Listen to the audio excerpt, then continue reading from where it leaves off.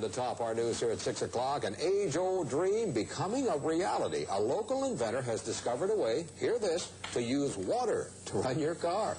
It's a major breakthrough that will no doubt make motorists happy. And as Ralph Robinson explains, the Pentagon is also showing lots of interest in this project.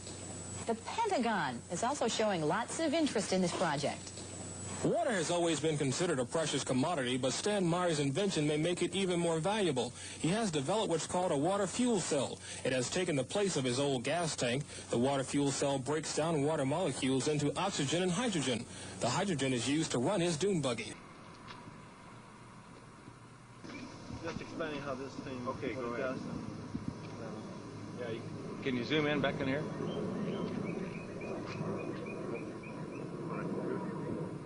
Are we on? Okay. Yeah. Okay, now this is the hydrogen computer system, which was designed in order to be able to process the fuel, to produce the hydrogen gas from water and do it economically and be able to control its firing, go in the engine to allow the Volkswagen engine to run off of hydrogen.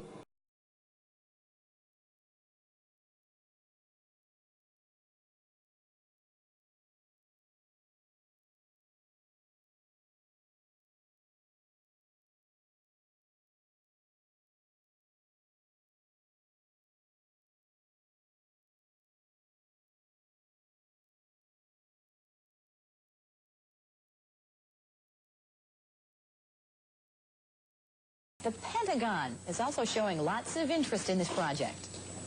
There's a lot engineering design that went into this, even though that this is our systems engineering approach. The hydrogen computer system you see here will be miniaturized down to several IC chips, which will allow us to give the economics to apply to a conventional car.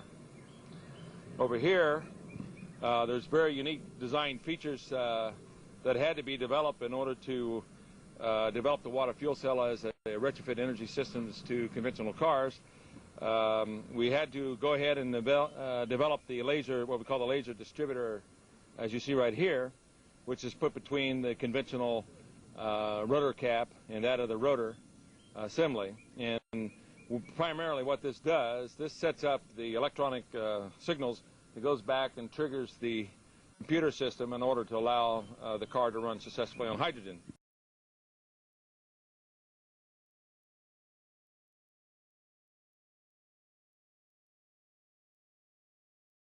The Pentagon is also showing lots of interest in this project. In order to run this engine off of water, we've also had to learn the ability to adjust the burn rate of hydrogen to co-equal the fossil fuels. We did this by simply now pulling off a portion of the exhaust gas that's coming from the engine, as you see through this tube here.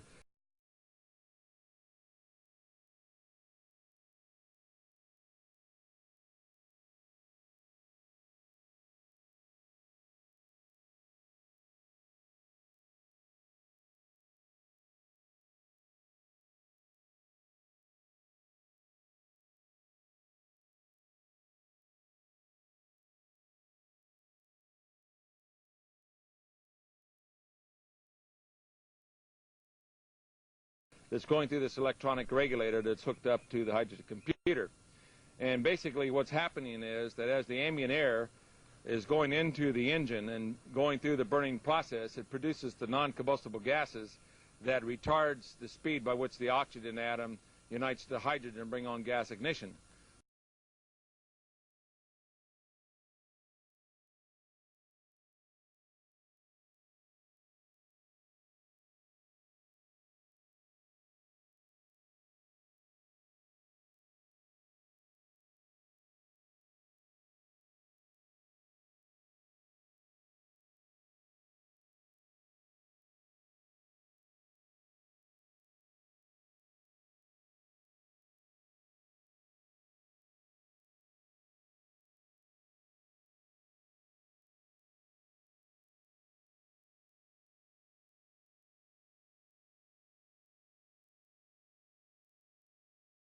The Pentagon is also showing lots of interest in this project.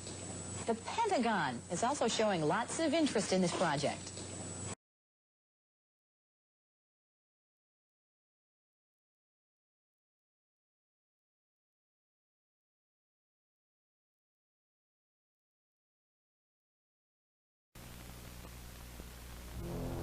10 minutes ago, 5 Soviet SS-18 intercontinental ballistic missiles were launched from a Soviet missile base at the edge of the Arctic Circle. Whether the launch was intentional or accidental is not known. The President was alerted only moments ago and is believed to have put our strategic forces on alert. A civil defense spokesman has informed us that the missiles are on a trajectory towards the east coast of the United States.